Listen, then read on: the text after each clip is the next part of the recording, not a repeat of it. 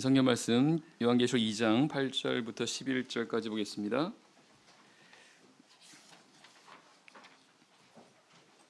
요한계시록 2장 8절에서 11절 말씀 제가 먼저 읽겠습니다. 계시록 2장 8절.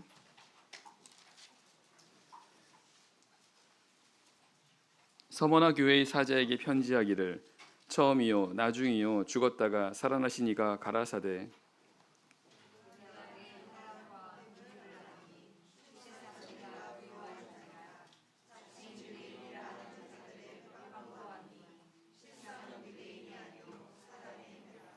내가 장차 받을 고난을 두려워 말라. 볼지어다 마귀가 장차 너희 가운데서 몇 사람을 옥에 던져 시험을 받게 하리니 너희가 10일 동안 환난을 받으리라.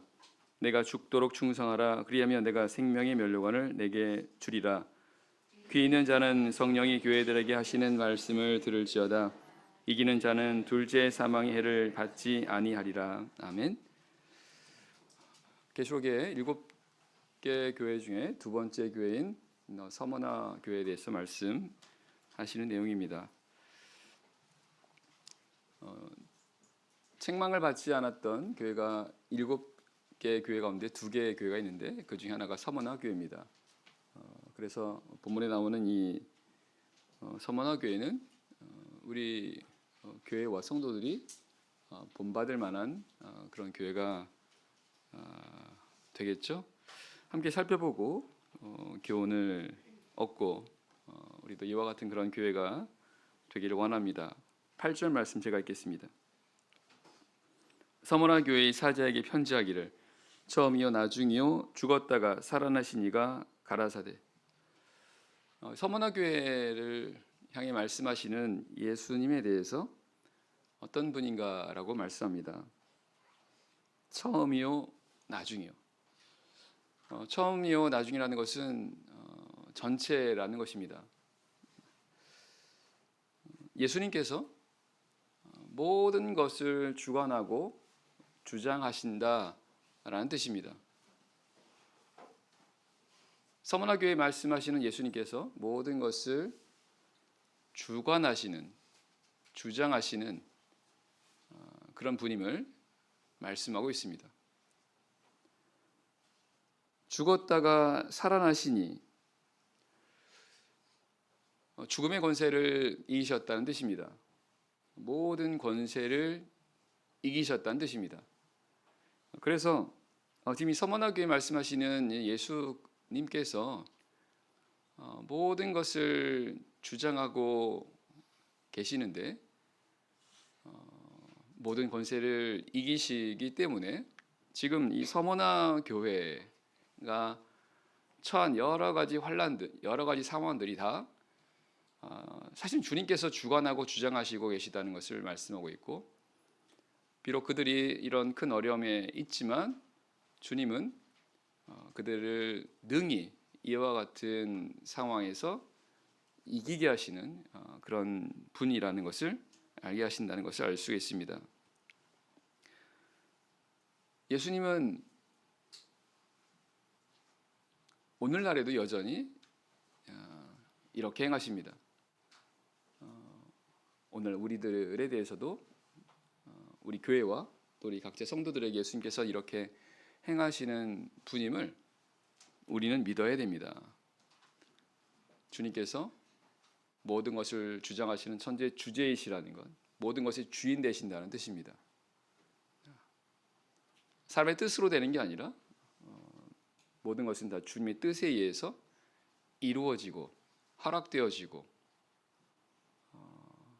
또 그것을 문제를 만났을 때 또한 해결해 주시는 분이 바로 예수님이라는 것을 우리는 믿어야 된다는 것을 먼저 우리가 알 수가 있습니다.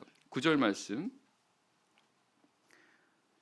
내가 내 환난과 궁핍을 아노니 실상은 내가 부요한 자니라.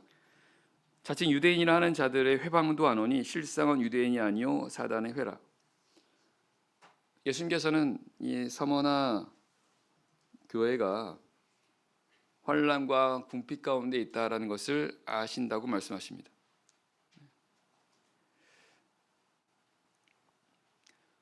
주님은 모든 것을 알고 계십니다. 교회 혹은 성도가 처한 상황들을 다 알고 계십니다. 그리고 아까 말씀드린 것처럼 주님께서는 모든 걸 주관하고 계시다고 말씀하십니다. 그래서 참새 한 마리도 아버지 하나님 허락하지 않으면 땅에 떨어지지 않는다라고 말씀하신 것도 주님께서 그 모든 것을 관장하고 있고 또한 허락하시는 가운데서 그 모든 일이 이루어진다라는 거죠. 그래서 이 서머너 교회가 환난과 궁핍한 가운데 있다는 건 주님이 허락하신 가운데 있다는 뜻입니다.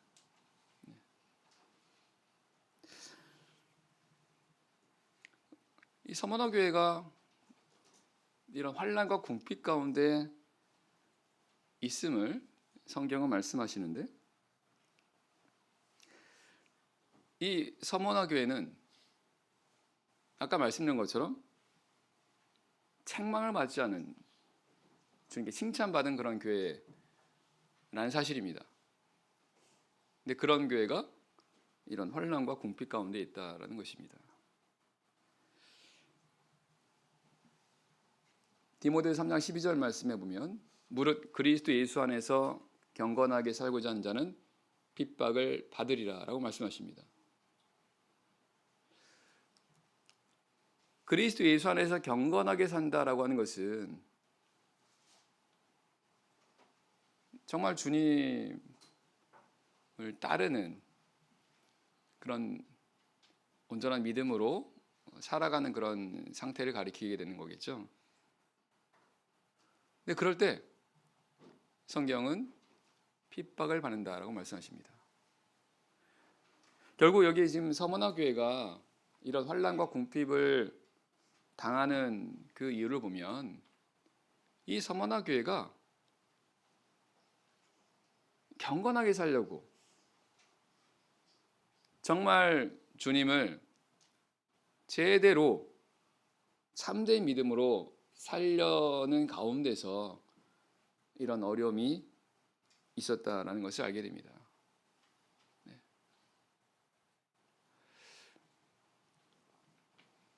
성경은 우리가 주님을 제대로 섬기고 그리고 온전히 쫓으려다 보면 이런 환난의 상황이 생긴다라고 말씀하십니다. 왜냐하면 이 세상은 믿음과 반대되는 그런 세상입니다. 당연히 그런 가운데서 믿음으로 살려다 보면 이런 어려움을 당할 수밖에 없다라는 것입니다. 사실 우리가 정말 믿음으로 살아가려고 우리가 생각하고 결심하고 그렇게 하지 않습니까? 바로 어려움이 찾아옵니다.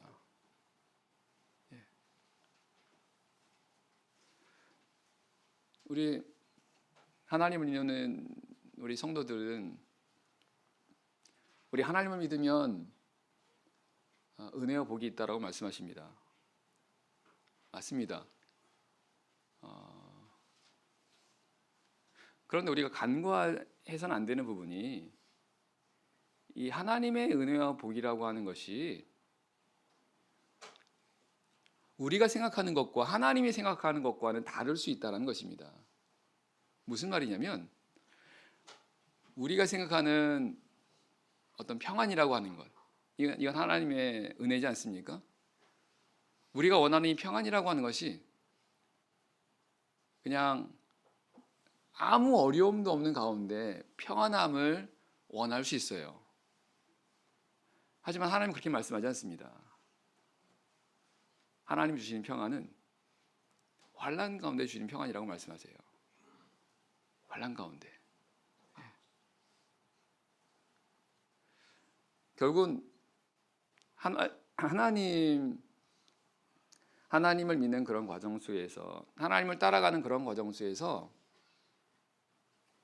어려움을 당하지만 하지만 그 가운데 하나님의 은혜가 있다는 사실입니다. 이게 참된 은혜라는 것입니다. 그래서 그 뒤에 보면요, 실상은 내가 부요한 자니라라고 말씀하십니다. 이 서머나 교회는 환난과 궁핍이라고 하는 그런 아주 어려운 가운데 있지만 실제로는 부유한 자라는 것입니다. 왜 이런 걸까요? 왜냐하면 주님께서 이들과 함께 하시기 때문에 그렇습니다. 주님이 가장 부유하신 자지 않습니까? 모든 것을 갖고 계신 분이 바로 주님이십니다. 그래서 그 주님이 함께 하신다고 한다면 그러면 사실은 가장 부유한 자라는 것입니다. 주님은 우리가 이런 자가 되기를 원하십니다. 자, 실상이라는 뜻은 진짜라는 뜻입니다. 진짜. 실상은 내가 부유한 자니라 이 말씀을 쉽게 말하면 이들은 진짜 부유한 자라는 뜻입니다. 우리 주님은 우리에게 진짜 은혜를 주기 원하십니다. 진짜 복을 주기 원하신다는 겁니다. 그 진짜 복은, 진짜 은혜는 주님이 함께 하실 때입니다.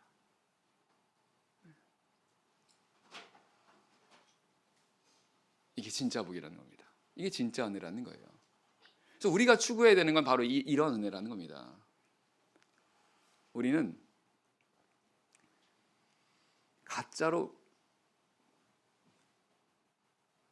표현이 좀 그렇긴 하네요. 그러니까 온전한 것을 추구하셔야 됩니다. 온전한 것, 완전한 것, 변하지 않는 것. 그건 바로 주님께서 주시는 것이죠. 그래서 주님께서 함께 하실 때 비로소 주님을 통해서 이와 같은 것들을 우리가 얻게 된다라는 것입니다. 그런데 경우에 따라서는 이런 어떤 진짜 은혜와 복이 아니라 그냥 겉으로 보이는 표면적으로 우리 눈에 봤을 때 뭔가 우리가 은혜를 받고 복을 얻고 라고 생각할 수 있습니다. 하지만 하나님 보시기에는 그게 아닐 수 있다는 것입니다.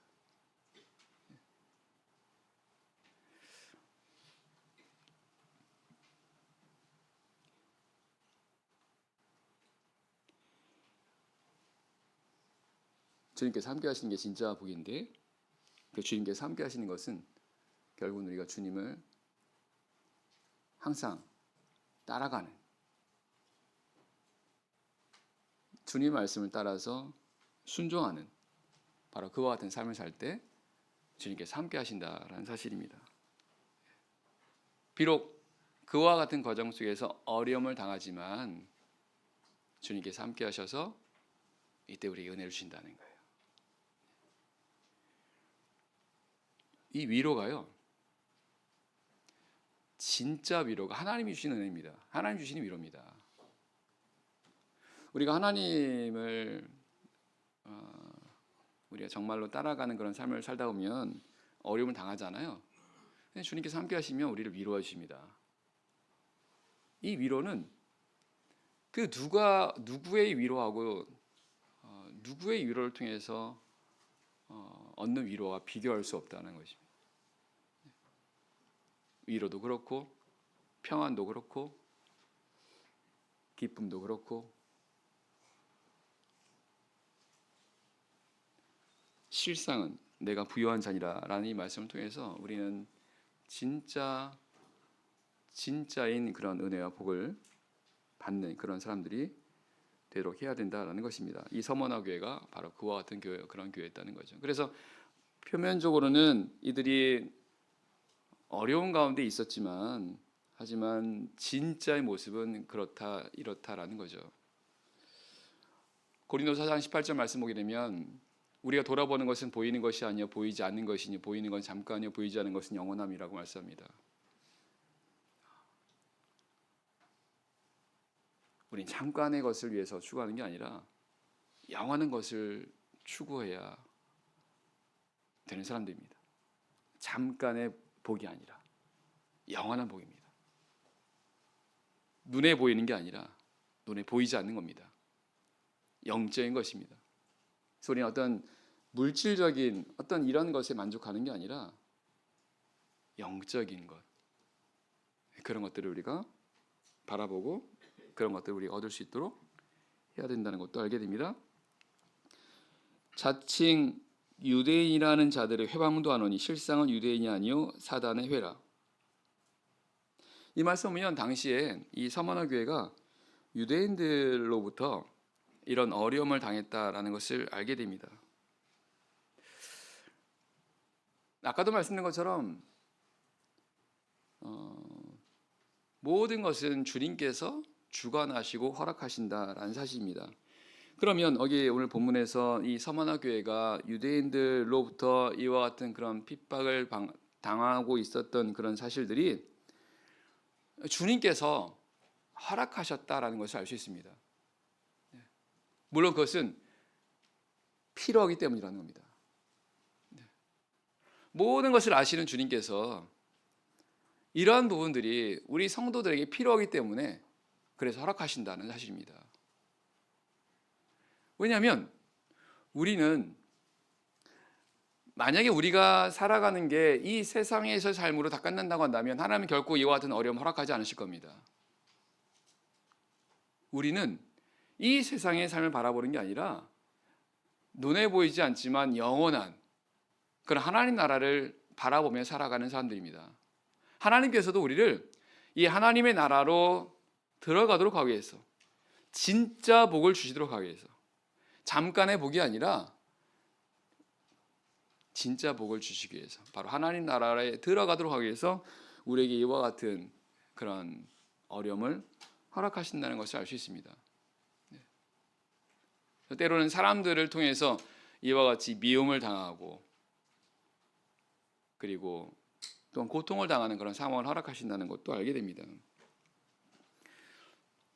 오늘 우리 성도들이요, 경우에 따라서는 사람들에게 억울한 일을 당할 때도 있어요.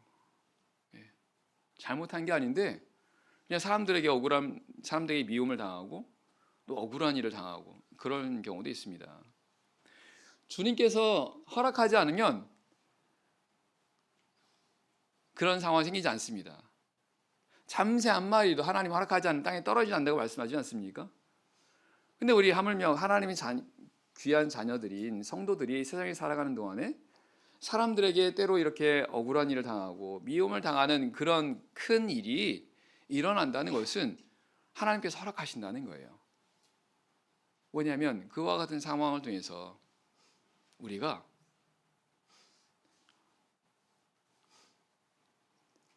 온전하게 된다는 뜻입니다.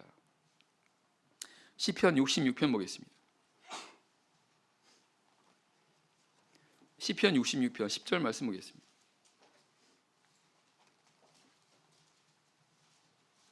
시편 66편 10절 말씀.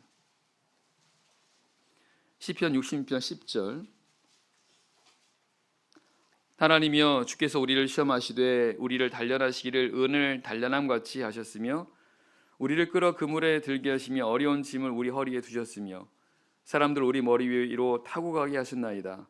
우리가 불과 물을 통행하였더니 주께서 우리를 끌어내서 풍부한 곳에 들이셨나이다.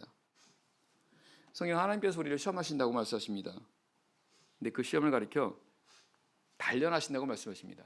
단련이라는 뜻은 연단하신다는 뜻입니다. 연단이라는 뜻은 불순물을 제거하는 겁니다. 은이나 금과 같은 그 안에 불순물들이 섞여 있지 않습니까? 그 불순물을 제거하는 게 연단입니다. 혹은 단련이라고 하는 거죠. 하나님께서 우리 성도들을, 하나님 백성들을 이와 같이 단련하신다는 것입니다. 연단하신다는 거예요. 그래서 하나님 나라에 합당한 자로 만들어 가신다는 겁니다. 그래서 그걸 위해서 우리에게 어려움을 허락하신다는 거예요. 그래서 때로 우리를 끌어서 그물에 들기도 하시고요, 어려운 짐을 우리 허리에 두시기도 하신다고 말씀하십니다. 내 의지와 상관없이. 12절 말씀 보게 되면 사람들 우리 머리에 타고 가게 하시는 사람들을 통해서 때로 고통을 받게 하고 그런 상황을 허락하신다는 것을 알 수 있습니다. 그런데 우리가 불과 물을 통행하였더니 주께서 우리를 끌어내사 풍부한 곳에 들이셨나이다. 결국 하나님께서 이런 과정을 통해서 우리를 풍부한 곳으로 들이신다고 말씀하십니다. 하나님의 본심이라는 겁니다. 하나님의 본래 뜻은 우리로 하여금 풍부한 곳에 들이신다는 거예요. 근데 풍부한 곳에 들이시기 위해서, 즉 우리에게 참된 은혜를 주시기 위해서, 우리에게 참된 복을 주시기 위해서 때로 이와 같은 그런 과정을 우리 허락하신다는 것입니다. 그냥 그런 과정이 필요하다는 겁니다. 우리가 불완전하다 보니까, 우리가 여전히 우리 안에 불순물들이 있다 보니까 하나님은 우리를 이런 과정을 통해서 하나하나 빼시는 겁니다. 사람으로 근심하며 고생하게 한 것이 하나님의 본심이 아니로소이다. 예레미야가 3장 3절 말씀입니다. 하나님은 우리 고생하기 원하지 않으세요. 고생하기를 원하지 않습니다. 네, 부득불 이런 과정 허락하신다는 거예요. 그래야 우리 하여금 하나님 나라에 들어갈 수 있게 하시기 때문에 그렇습니다. 하나님의 뜻은, 하나님의 백성에 대해서 하나님의 뜻은 선한 뜻이라고 말씀합니다. 너희를 향한 내 생각은 내가 하노니 재앙이 아니라 평안이요 장래 소망을 주라는 생각이라. 예레미야 29장 11절 이하 말씀입니다. 하나님의 본심을 우리는 아셔야 됩니다. 그래서 우리가 어려움을 당할 때, 하나님께서 우리에게 어려움을 허락하실 때 하나님 본심을 우리는 기억하셔야 됩니다. 우리를 사랑하시고 우리를 위하시고 우리를 하나님 나라로 들이시도록 하기 위해서 이와 같은 그런 어려운 과정을 허락하셨다는 것을 우리 아셔야 됩니다. 그래서 때로는 그것을 위해서 사람들을 통해서도 고통을 받게 하신다라는 것입니다. 그래서 이 서머나 교회가 바로 유대인들을 통해서 이런 고통을 받게 했다는 거죠. 그러면서 예수님께서 말씀하십니다. 실상은 유대인이 아니요 사단의 회라고 말씀합니다. 유대인들이 이 서머나 교회를 핍박했는데, 근데 실상은 사단의 회라는 겁니다. 표면적으로는 유대인들이 그들을 핍박했지만 사실은 사단이 유대인들을 통해서 그들을 핍박했다라는 것입니다.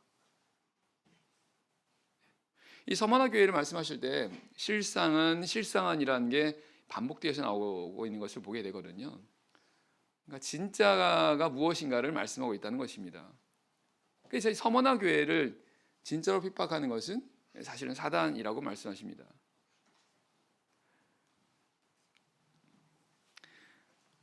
그래서요, 우리가 싸워야 되는 대상이 누구인가를 우리도 분명히 알아야 됩니다. 실상이 어떤 것인가를. 에베소 6장 12절 말씀 보게 되면 우리의 씨름은 혈과 육에 대한 것이 아니라 하늘에 있는 악한 영들에 대함이라고 말씀하십니다.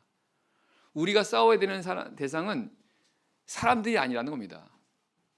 때로 사람들이 우리를 미워하고 힘들게 하고 고통을 준다 하더라도 사실은 실상은 그 사람들이 아니라 그 사람들을 통해서 역사하는 사단이라는 뜻입니다.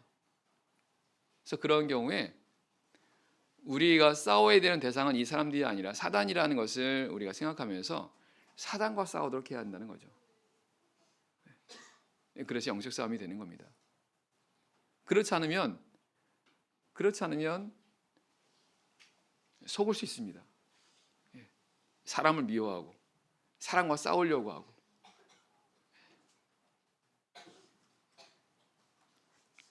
실상을 볼 수 있는 그런 영적인 분별력을 가져야 된다는 것도 알게 됩니다.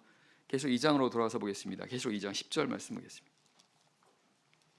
에베소 2장 10절 말씀. 2장 10절. 내가 장차 받을 고난을 두려워 말라.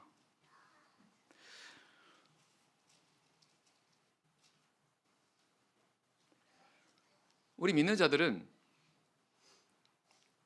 고난을 당합니다.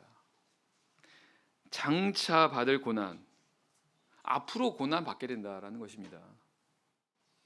그래서 우리는 우리가 신앙생활하면서 고난이 있게 된다라고 하는 것을 우리는 알아야 됩니다.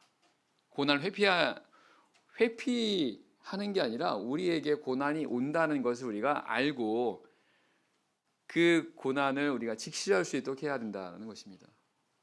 어떻게든 고난을 피해 가려고 하다 보면 더 힘들어집니다. 하나님 나라에 들어가려면 우리가 많은 환난을 겪어야 된다라고 말씀하십니다. 많은 환난을 겪어야만 된다라고 말씀하고 있습니다. 우리가 그리스도와 함께 영광을 받기 위해서 그리스도와 함께 고난도 받아야 된다라고 말씀하십니다. 장차 영광을 받기 위해서 또한 고난도 받아야 된다는 거죠. 근데 예수님은 우리가 고난을 받게 되지만 근데 두려워하지 말라고 말씀하십니다. 우리가 우리 앞에 고난이 있다는 걸, 고난이 오게 될 거라는 걸 생각하면 사실은 두려운 마음이 생깁니다. 근데 예수님은 두려워하지 말라고 말씀하십니다. 왜 그렇습니까? 이런 고난은 다 누가 허락하시는 겁니까? 주님께서. 모든 것을 주관하고 주정하신 주님께서 허락하신다라는 것입니다. 다시 말하면 주님께서 우리의 삶을 이끌어 가시는데 이끌어 가시는 과정 속에서 이런 고난을 허락하신다는 거예요. 그렇다면 그런 과정 속에서 고난을 당한다 하더라도 여전히 주님께서 이끌어 가실 거라는 겁니다. 시편 23편 말씀은 여호와는 나의 목자시니 내게 부족함이 없으리로다 이런 말씀이지 않습니까? 하나님께서 목자가 되셔서 우리를 이끌어 가신다는 겁니다. 근데 4절에 보게 되면 사망의 음침한 골짜기를 지날지라도 내가 두려워하지 않는다라고 말합니다. 왜? 주께서 나와 함께 하시기 때문에. 목자의 양을 때로는 음침한 골짜기를 이끌어 간다라는 것입니다. 그러면 그런데 양들은 두려워하게 되겠죠. 음침한 골짜기입니다. 뭐가 나올 것 같은. 하지만 양들이 그곳을 아는 것은 목자가 그곳으로 이끌어 가기 때문이라는 겁니다. 그리고 그것은 목자가 그들과 함께 한다는 겁니다. 내가 사망의 음침한 골짜기를 지날지라도 해를 두려워하지 않는 것은 주께서 나와 함께 하십니다. 주님께서 함께 하신다는 거예요. 주님께서 함께 하신다면 마치 목자가 양들과 함께 한다라고 한다면 설사 그들이 그와 같은 곳을 지난다 하더라도 이 양들은 두려워할 필요가 없다는 것입니다. 마찬가지로 우리가 사망의 음침한 골짜기 같은 그런 큰 어려움과 환난의 상황을 지난다 하더라도 주님은 여전히 우리와 함께 하신다는 사실입니다. 그러니 두려워하지 말라는 거예요. 우리가 가장 두려워할 것이 있다면 주님께서 나와 함께 하지 않는 것입니다. 하지만 주님께서 나와 함께 하신다고 한다면 내가 어떤 상황이든 어느 곳에든 사실은 우리가 두려워할 필요가 없는 거죠.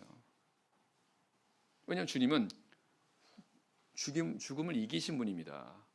모든 권세를 이기신 분입니다. 모든 권세가 주님께 복종하는 주님께서 가장 높으신 분입니다. 그 주님께서 나와 함께 하신다고 한다면 아무 두려울 필요가 없는 거죠. 주님께서 우리와 함께 하시게 되면요, 주님은 우리가 그와 같은 상황 속에서 환난 속에서도 평안할 수 있게 하신다고 말씀하십니다. 환난 속에서도.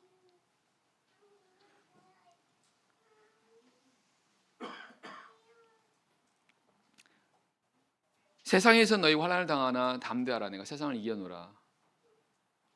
세상에서 너희가 환난을 당하나 담대하라는 겁니다. 내가 세상을 이겨노라. 세상을 이기신 주님께서 함께 하시고 그 주님께서 평안을 주신다는 거예요.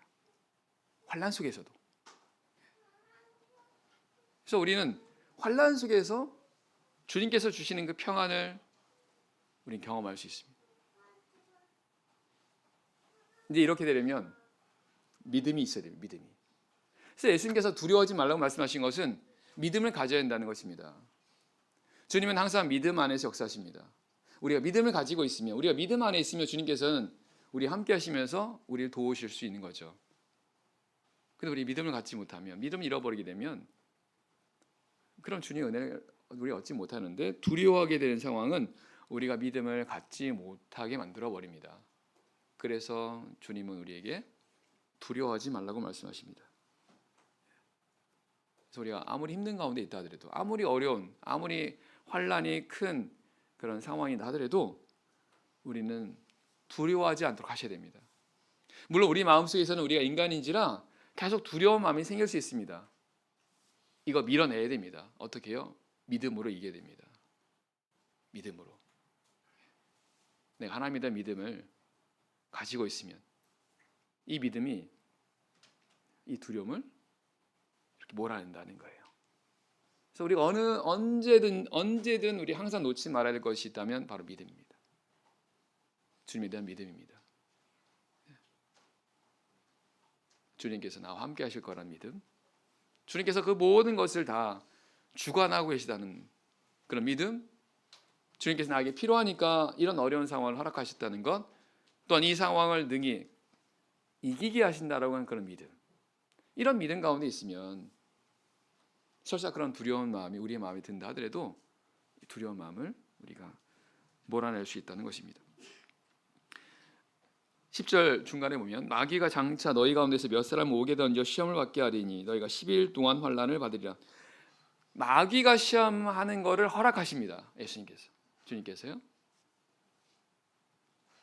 하지만 마귀가 시험하는 걸 허락을 하시지만 마귀가 마음대로 시험하기에는 놔두지 않으신다는 걸 알 수 있습니다.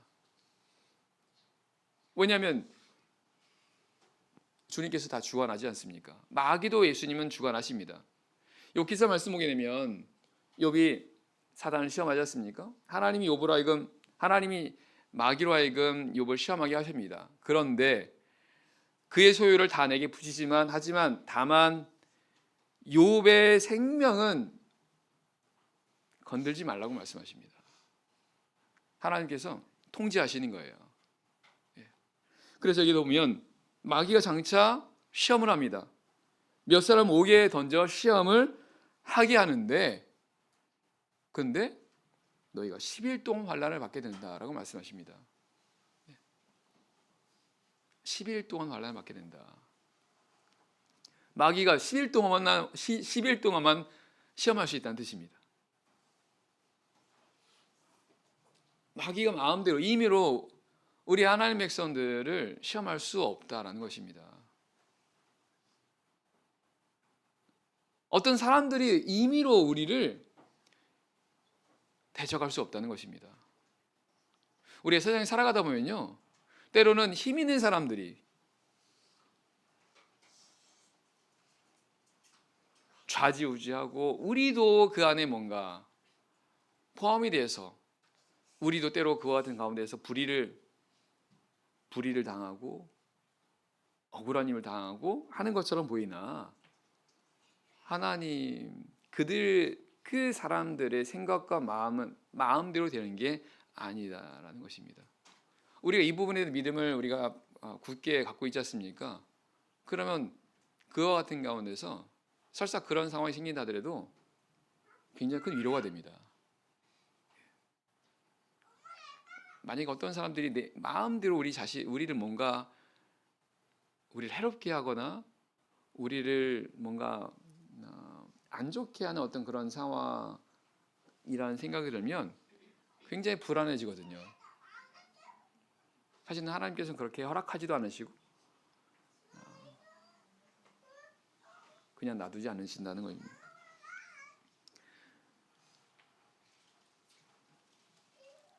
고린도전서 10장 13절 말씀, 사람이 감당할 시험 받기는 너에게 당한 것이 없나니 오직 하나님은 미쁘사 너희가 감당치 못할 시험을 허락지 아니하셨다라고 말씀합니다.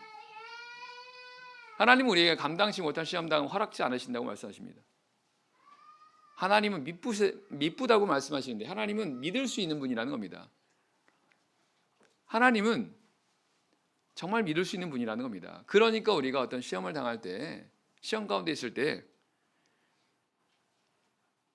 우리가 감당할 수 있을 만큼의 시험은 허락하신다는 걸 우리가 믿을 수 있습니다. 그리고 때로는 시험 당할 쯤에 또한 피할 길도 내셔서 우리를 능히 감당하게 하신다고 말씀하십니다. 능히 감당하게 하신다는 거예요. 그래서 내가 힘든 가운데 있다 하더라도 그건 내 생각입니다. 하나님 우리보다 우리를 더 잘 아십니다.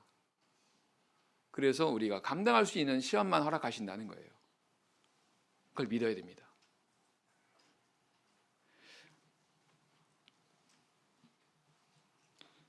내가 죽도록 충성하라. 그리하면 내가 생명의 면류관을 내게 주리라. 주님께서는 지금 이 서머나교회가 마귀의 시험을 받아서 환난을 당하게 된다고 말씀하시는데 그런 가운데 죽도록 충성하라고 말씀하십니다. 죽도록 충성하는 뜻이 뭡니까? 끝까지 주님께 충성하라는 겁니다. 끝까지 주님을 따르라는 겁니다. 끝까지 주님 말씀을 따르라는 겁니다. 그러면 내가 생명의 면류관을 내게 주리라. 끝까지 하나님 말씀을 따라가면요, 결국은 하나님께서 생명의 면류관을 얻게 하십니다. 면류관이 뭡니까? 존귀와 영광을 의미하는 거 아니겠습니까? 끝까지 하나님 말씀대로 행하면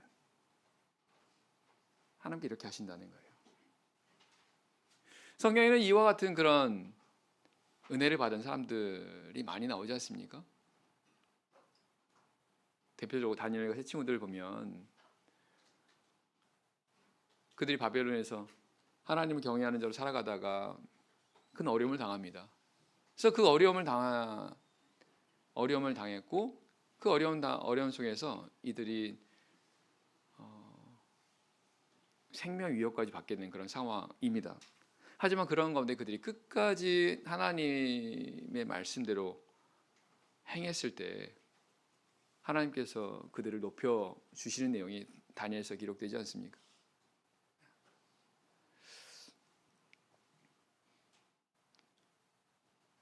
하나님 말씀은 예나 지금이나 다 똑같이 적용됩니다.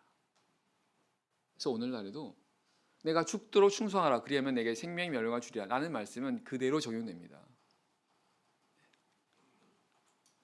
내가 죽도록 충성하라는 것은 하나님의 말씀을 따라 행했을 때 바로 이런 어떤 생명의 면류관을 얻지 못하는 경우가 생길 수도 있다는 것을 알게 됩니다.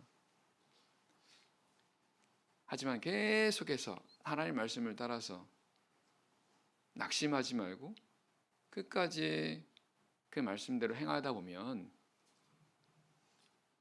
결국은 하나님께 이렇게 해주신다는 거예요. 하나님 거짓말하지 않으신 분이기 때문에 그렇습니다.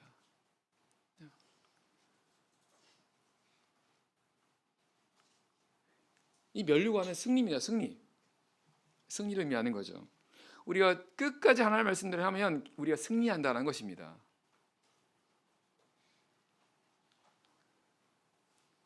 우리가 어려운 가운데 있잖아요. 그러면 사단이 계속 우리를 시험합니다. 그때 우리가 해야 되는 게 뭐라는 겁니까? 하나님께 순종하는 거예요. 하나님의 말씀대로 하는 겁니다. 그러면 이긴다는 겁니다.